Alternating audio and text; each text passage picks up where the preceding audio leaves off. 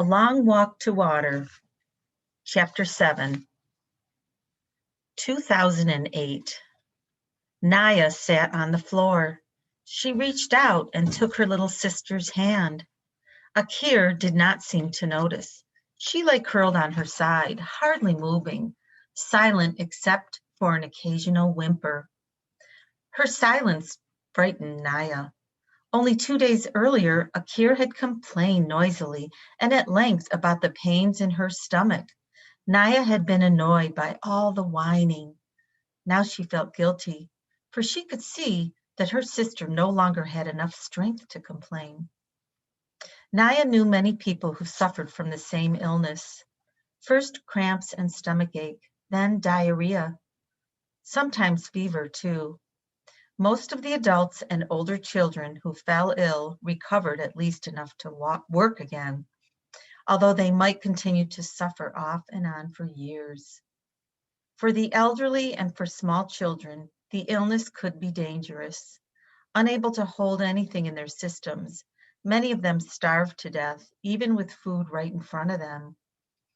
Naya's uncle, the chief of the village, knew of a medical clinic a few days' walk away.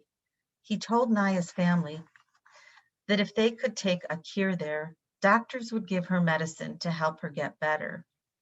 But a trip like that would be very difficult for Akir. Should they stay at the camp and let her rest so she might heal on her own? Or should they begin the long, hard walk and hope they reached help in time? 1985. The walking began again. Salva shook with terror inside and out. He clung to Uncle like a baby or a little boy, hanging onto his hand or shirt tail when he could, never letting Uncle get farther than an arm's length away. He looked around constantly. Every movement in the grass was a lion stalking. Every stillness a lion waiting to spring. Mariel was gone, vanished into the night. He would never have wandered away from the group on his own. His disappearance could mean only one thing: lion. A lion had been hungry enough to approach the group as they slept. A few men had been keeping watch, but in the dark of night, with the wind rippling through the long grass, the lion could easily have crept close without being seen. It had sought out prey that was small and motionless, Mariel sleeping, and it had taken him away, leaving only a few splotches of blood near the path. If it hadn't been for Uncle, Salva might have gone crazy with fear. Uncle spoke to him all morning in a steady, low voice. Salva, I have a gun. I will shoot any lion that comes near. Salva, I will stay awake tonight and keep watch. Salva, we will soon be out of lion country. Everything will be all right. Listening to Uncle, hurrying to stay close to him, Salva was able to make his feet move despite the cold terror throughout his whole body. But nothing was all right. He had lost his family, and now he had lost his friend as well. No one had heard any screaming in the night. Salva hoped with all his heart that the lion had killed Mariel instantly, that his friend hadn't had time to feel fear or pain. The landscape grew greener. The air smelled of water. The Nile, Uncle said. We will soon come to the Nile River and cross to the other side. The Nile, the longest river in the world, the mother of all life in Sudan. Uncle explained that they would come to the river at one of its broadest stretches. It will not even look like a river. It will look like a big lake. We will spend a long time crossing to the other side. And what is on the other side? Salva whispered, still fearful. Desert, Uncle answered. And after that, Ethiopia. Salva's eyes filled with tears. Mariel had been right about Ethiopia. How I wish he were here so I could tell him I was wrong. Salva stood on the bank of the Nile. Here, as Uncle had said, the river formed a big lake. The group would cross the Nile in boats, Uncle said. It would take a whole day to reach the islands in the middle of the lake. and another day to get to the far shore. Salva frowned. He saw no boats anywhere. Uncle smiled at Salva's puzzled expression. What? You didn't bring your own boat, he said. Then I hope you are a good swimmer. Salva lowered his head. He knew that Uncle was teasing, but he felt so tired, tired of worrying about his family, tired of thinking about poor Mariel, tired of walking and not knowing where they were going. The least Uncle could do was tell him the truth about the boats. Uncle put his arm around Salva's shoulders. You'll see, we have a lot of work to do. Salva staggered forward with yet another enormous load of reeds in his arms. Everyone was busy. Some people were cutting down the tall papyrus grass by the water's edge. Others, like Salva, gathered up the cut stalks and took them to the boat builders. Among the group were a few people whose home villages had been near rivers or lakes. They knew how to tie the reeds together and weave them cleverly to form shallow canoes. Everyone worked quickly, although there was no way of knowing whether they had to hurry or not. No way of knowing how near the war was. The fighting could be miles away, or a plane carrying bombs could fly overhead at any moment. It was hard work running back and forth between those cutting and those weaving, but Salva found that the work was helping him feel a little better. He was too busy to worry much. Doing something, even carrying big, awkward piles of slippery reeds, was better than doing nothing. Every time Salva delivered a load of reeds, he would pause for a few minutes to admire the skills of the boat builders. The long reeds were laid out in neat bunches. Each end of a bunch would be tied together tightly. Then the bunch of reeds was pulled apart in the middle to form a hollow, and the two sides were tied all along their length to make a basic boat shape. More layers of reeds were added and tied to make the bottom of the boat. Salva watched, fascinated, as little by little the curve of a prow and low sides grew from the piles of reeds. It took 2 full days for the group to build enough canoes. Each canoe was tested. A few did not float well and had to be fixed. Then more reeds were tied together to form paddles. At last, everything was ready. Salva got into a canoe between Uncle and another man. He gripped the sides of the boat tightly as it floated out onto the Nile.